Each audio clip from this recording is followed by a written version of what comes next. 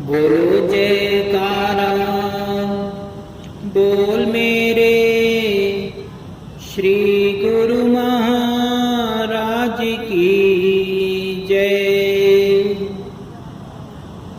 सभी गुरुमुख प्रेमियों को इस दास की ओर से प्रेम भरी जय सच्चिदानंद जी।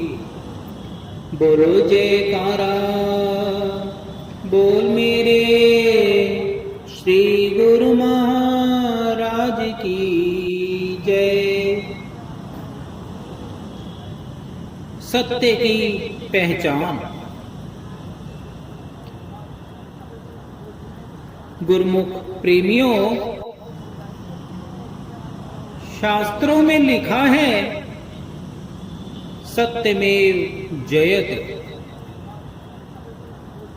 सत्य की सदैव विजय होती है।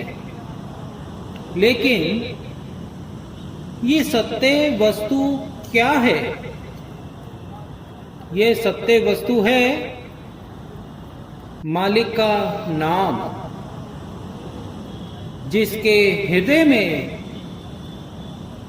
नाम का वास होता है वही सच्चा पुरुष है और उसकी वाणी भी सत्य होती है। सत्पुरुषों के सानिध्य में आकर जीव सत्य वस्तु को प्राप्त कर लेता है। वह सत्य वस्तु क्या है? वह सत्य वस्तु है मालिक का नाम। नाम की प्राप्ति हो जाने के बाद उसकी सुरति नाम में लीन हो जाती है और वह शाश्वत आनंद की अनुभूति करता हुआ उसी में समा जाता है। इसके विपरीत अहंकारवश मैं मेरी में रहने वाले जीवों को भारी नुकसान उठाना पड़ता है और उनके हाथ पल्ले कुछ भी नहीं आता। संसार में अलग अलग श्रेणी का कार्य करने के लिए उससे संबंधित वस्तुओं को खरीदना और एकत्रित करना पड़ता है।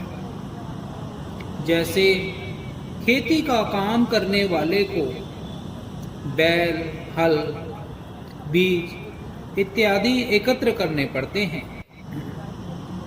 कपड़े वाले को कैंची, गज और कपड़ा आदि लेना पड़ता है। वैद्य को तरह तरह की दवाइयां रखनी पड़ती हैं।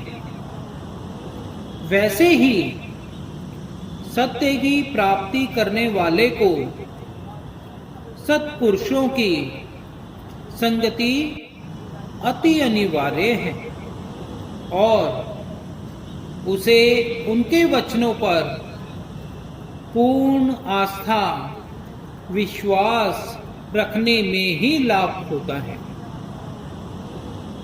संत फरमाते हैं कि इस संसार को भव सागर की न्यायी समझो और इस जीवन को नाव। अगर नाव पानी के ऊपर चलेगी तो तैरेगी, उसमें बैठे हुए भी तर जाएंगे। लेकिन अगर जल नाव के अंदर आ गया तो नाव डूब जाएगी और उसमें बैठे हुए भी डूब जाएंगे। ऐसे ही जीव अगर संसार में रहे तो उसका कोई भय नहीं। लेकिन संसार को अपने हृदय में स्थान ना दे,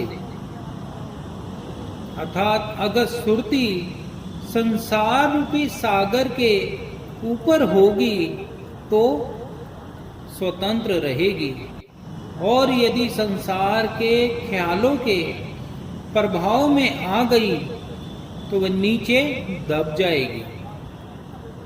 एक आदमी मोटर में बैठकर सफर करे और दूसरे आदमी के ऊपर मोटर चढ़ जाए तो दोनों परिस्थितियों में कितना अंतर होता है। प्रत्येक इंसान को यह देखते रहना चाहिए कि वह ख्याल के वश में है या ख्याल उसके वश में है। बस इस छोटी सी बात में ही बहुत बड़ा रहस्य छिपा हुआ है।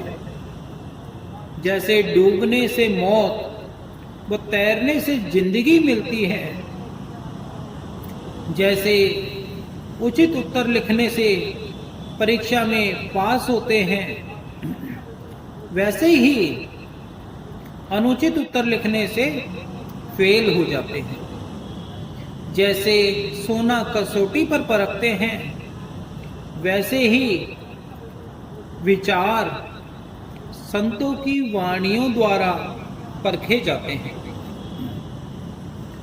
जैसे सरकारी कानून की जानकारी के लिए वकील से सलाह लेनी पड़ती है, वैसे ही रूहानियत के नियमों को जानने के लिए संत सतगुरु की सलाह, उनकी शरण ही उपयोगी सिद्ध होती है। बड़े पुण्य कर्मों से ऐसा संयोग बनता है कि जो जीव को सत्य असत्य की परख कराने वाले संत सतगुरु की शरण प्राप्त होती है। जीव को दृढ़ निश्चय के साथ सत्य की राह पर ही चलना चाहिए। जैसे किसी ने यदि सोने की अंगूठी पहन रखी हो, लोग भले ही उसे कितना भी कहें कि यह पीतल की है, तो भी वह उनकी बात पर विश्वास नहीं करेगा। अगर लोगों के कहने पर सोने की अंगूठी को फेंक दे तो निश्चय ही ठगा जाएगा।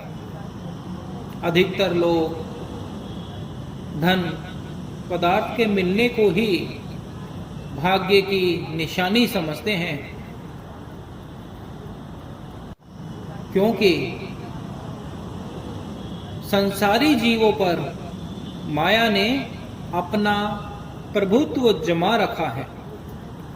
वे माया व मायावी सामानों को सर्वोपरि मान अपना तन मन उसी में ही लगाए बैठे हैं।